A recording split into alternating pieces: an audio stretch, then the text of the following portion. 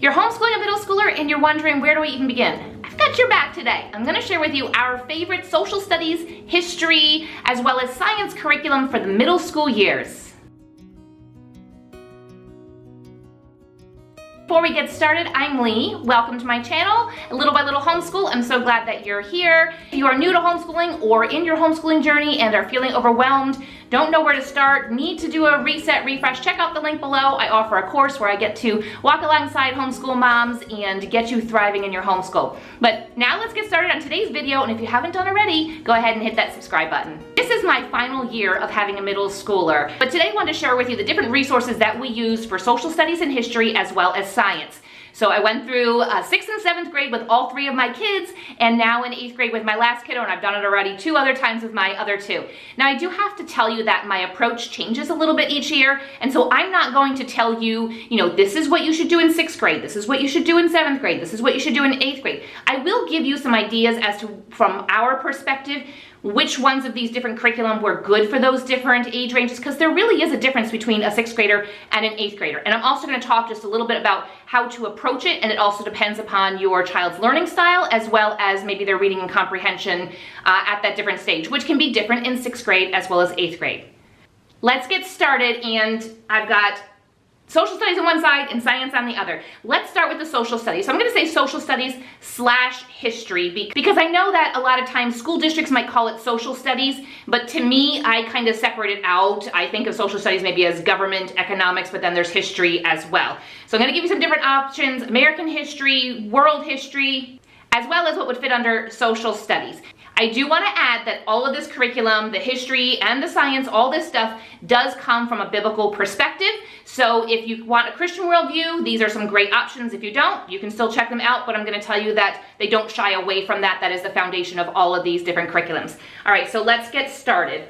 The first one is Uncle Sam and You. There's a part 1, a part 2, and then it also comes with what's called the Citizen's Handbook. Now, this is by Ray and Charlene Notgrass. I'm pretty sure it's Notgrass, N-O-T-G-R-A-S-S.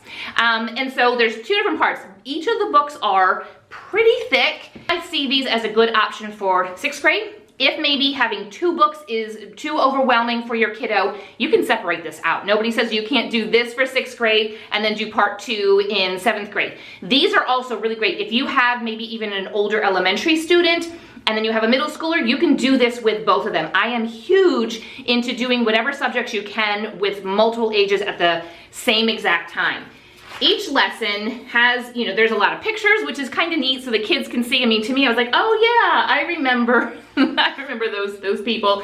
So it'll go through, and then at the end, there'll be some lesson activities, which you can decide how much you want to do. There's a vocabulary section, there's a literature section, which is when you pull out the Citizen's Handbook, and they'll tell you exactly which pages to read at that time. There's a creative writing, so you can add, if you don't want to do another writing curriculum, this can be part of your writing curriculum. It'll be writing prompts, a picture this, it'd be like a drawing, some type of thing, and then a workbook or lesson review. So it also comes with a workbook and a lesson review, which I do not have anymore. My kids went through it, and then I just threw those away.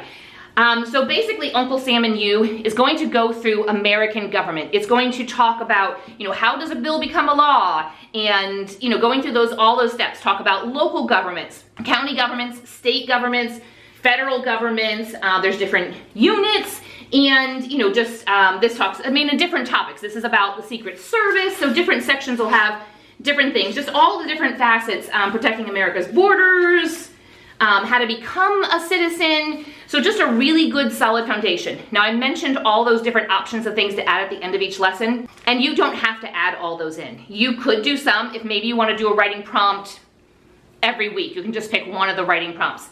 Each of the lessons are short enough that you could do 1 a day. Now, when it comes to this, you know your child best. You might be able to assign a child a lesson every single day. I'm not sure how many. This would take an entire year, and you would do a lesson almost every single day. There's some extra things about different holidays at the end. Most days, I don't know that there's necessarily 180 lessons, but if you have a child that is a good reader and has great comprehension, you can just assign them to read it. It's not a challenging read, but my focus is for my children to comprehend. If they're going to struggle reading something, then I would rather read it to them and them listen and understand it and be able to explain back what I read to them, as opposed to just saying, good job reading that today. Check, you finished it. I want them to know what we've discussed and to comprehend and be able to apply that into real life.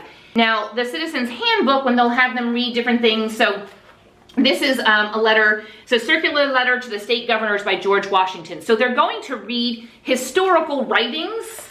To Fight for My Downtrodden Race by Sarah Winnemucca Hopkins. I'm gonna mess up these names. But each of these goes along, then it would be written, so maybe that lesson that I talked about, how does an immigrant become a citizen, would then have some type of letter or some type of reference or something that possibly somebody would have written that was an immigrant and became a citizen. So this is in addition to that.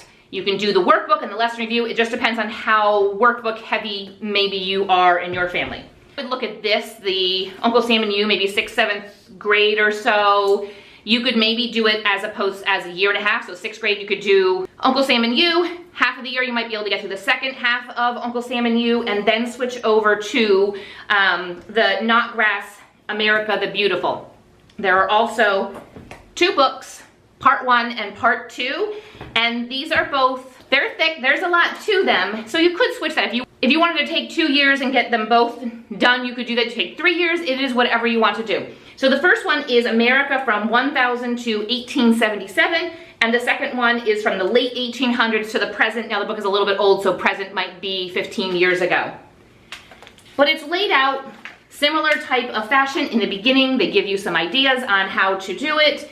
And before each unit, an introduction to that unit, and then there will be, a lesson. And you can see that that lesson right there is extremely short. On short lesson days, if you're trying to, I don't want to say get through, but you're trying to just push through this because you have other ideas for other years, you could possibly go ahead and have them do multiple ones. Now, at the end of each lesson, there is I'll show you this in a moment, there's a timeline, vocabulary, literature, creative writing, and student workbook or lesson review. This can be a very meaty curriculum. You could include, if you wanted to, this could be your Bible curriculum, this could be your history, your social studies, your government, English writing, as well as your vocabulary. So this is part 1. Part 2, which is even a little bit thicker, but this just goes in chronological order for the history of the United States. And then a couple of books that it comes with, similar to the Citizens Handbook, and the other one, this one is called We the People, Words from the Makers of American History. So in a specific lesson, they'll tell you to go ahead and read a certain page. This says cowboy songs, and so they would read maybe a couple of cowboy songs during that.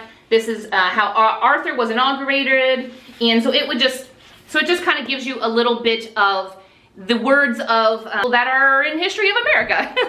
So a couple different things. So one of the things it mentioned you could do at the end is there is a timeline, and this goes through, and my kids kind of a little bit, I guess, filled it out. So they would fill this out and just go all the way through and just write a little bit of something. So it's up to you if you wanted to add this to it. And then I also have one of the lesson reviews. So after every single lesson, there would just be a couple of questions. Now, I'm not huge into doing workbooks, but I'm not sure which kiddo this was, but I think sometimes I have been in a season of very heavy academics with 3 kids bouncing around. And I wouldn't necessarily have the time to, sit down and go through and ask questions. So, and I also know my kids, and this was my second kiddo, and I knew very well that he was absolutely fine to fill in a workbook, put down the answers, and it was my way of making sure that he actually did the work, because we're not going to spill the beans on anybody about how trustworthy they are. Okay, so Uncle Sam and You and America the Beautiful, you could take all 3 years, 6th, 7th, and 8th grade to go through both of those, or you could do one in one grade and one in the other grade. I found that the Uncle Sam and You was a little bit easier of a reading, so I would personally do that as a younger grade, and then America the Beautiful as an older grade. So the other thing I have then is pure history, not necessarily specifically focused on the United States, and not necessarily possible to get done in just those 3 years. I mean, I guess maybe you could if you're really plowing through. But I had some of my kids do this during their middle school years because we were finishing up. We started in the elementary years. But it is the Mystery of History. There are 4 volumes. This is volume 1, Creation to the Resurrection. Volume 2 is the Early Church in the Middle Ages. Volume 3 is the Renaissance, Reformation, and Growth of Nations. And Volume 4 is Wars of Independence to Modern Times. I spoke a bit about this one, as well as some of this other, maybe history and science, when I shared my video in my 7th grade curriculum and 8th grade curriculum videos. I will link those in the description below. These go in chronological order, and it is world history. Yes, there is, US history wouldn't necessarily count as US history. So if you want something that counts as US history, I would check out the Knotgrass ones. Now, Linda LaCour Hobar, who writes The Mystery of History, I think for all of these, you could get an audio version if you would prefer to listen to it. She has questions, there's tests and such, so you'll notice that this is a soft cover and more of a workbook, so there'll be a lesson and then there'll be activities. I'm gonna tell you right now, when I first got this, when I very first started homeschooling, I was absolutely overwhelmed by it. Put it aside, did not do it my first year after trying a little bit. So the first 2 are a workbook style, and then the second 2 are textbook hardcover. And so any of the extra activities you can get either as a download on a CD, or she might have an extra workbook that would be like 2 books to purchase. Couple different things you could do with this. You could do everything she suggests that you do, or if you're like me, I just pared it down. And my focus was on exposing them to history in a chronological order so that they could see what came before what came after, and how it all fit together. And the only thing I ended up adding was some type of timeline. This one is blank. Oh no, it's almost blank. We finished up the first. But it is just a timeline. I will link in the description below where I've gotten these from, but let me just show you a blank page. So you can write it in whatever way you want, write the dates. I ended up doing like one date here and wrote I write the title of that lesson, a couple of little bits of information, and I would have my kiddo draw a picture down below. The next one right here, draw a picture down below, and then go to the next page. I will be honest and tell you that when I got to volume 4, about halfway through, I'm just an old homeschool mom, and I decided not to do the timeline anymore because I realized we never looked back at it. So those are my suggestions for social studies and for history, world history, and US history for middle school. Let's jump over to science now. The first one I'm going to share with you, I would specifically recommend for 6th grade, and maybe not necessarily higher, but again, it would depend upon your child's level and their interest in science, but I thought that this was a great thing to do for 6th grade. Didn't get too heavy into things, but it was deep enough. So this is Exploring Creation with Human Anatomy and Physiology. It is by Apologia. I will link all these resources in the description below, but I felt like it was good and meaty enough. There's a lot of different experiments you can do if you would choose to do the experiments. And you can decide if your child is okay to read this on their own and understand and comprehend it. What I ended up doing was I would read it, we would discuss it, and that just made a lot more sense to them than just for them to read it. But I would recommend this for 6th grade. Apologia has a ton of different books, and I think they might include this one in the elementary level, but I feel like it's a higher elementary level than their other elementary science books from Apologia. I did a bunch of the different science books for elementary, and I felt like this one was a higher level. The chemistry one was a higher level as well. The next 2 kind of go hand in hand together. They're just different aspects, and I did share this in my, I think in the 7th grade video, so again, that'll be down below. But this is Exploring Creation with General Science by Dr. J. Weil. Basically, there's a lot of experiments you can decide, and I kind of gave my input as to how I approached that in 7th grade in that video. There's questions to go through. This is a bit more rigorous. Now, if you have a science-minded kiddo that can read this and understand it, you can have them do the questions with you orally, write down the answers, whatever your approach is to science. But it's a bit meaty. So Exploring Creation with General Science, this one is for 7th grade. And the only other thing that I got for it was the solutions and tests for Exploring Creation with General Science. And I did not necessarily do tests as tests. We did them orally. I do have another video about kind of how I approach things and the fact that I don't do testing and I don't do grading, and I'll link that in the description below. But the second book in that series, if you want to stick with that series, I would suggest doing for 8th grade, and that's the Exploring Creation with Physical Science. So that other one's more of a general science, just going to be a good general overview. And if you feel like your science was a little bit lacking in elementary school, these 2 resources, you'll go into high school not feeling like they missed anything when it comes to science. Because I know sometimes in some families, science isn't as, I don't think isn't as important, but it is a little bit harder to get into. And so we kind of tend to shy back. Not that I'm speaking from experience, but we kind of tend to shy back from anything too much science because we're a little bit scared of it. These two will get your child ready for high school level sciences. But it's set up the same exact way as the other one. This one, the physical science, and you would read a section. There are some on your own questions, there's experiments, and it is not a light reading. So again, you would have to decide if your kiddo could read it on their own and comprehend it well or not. And I also then got the solutions and tests, mostly because of the tests or reviews at the end of each module. I just wanted the answers for them, and we would just do them orally. I did not usually make my kids write those all down.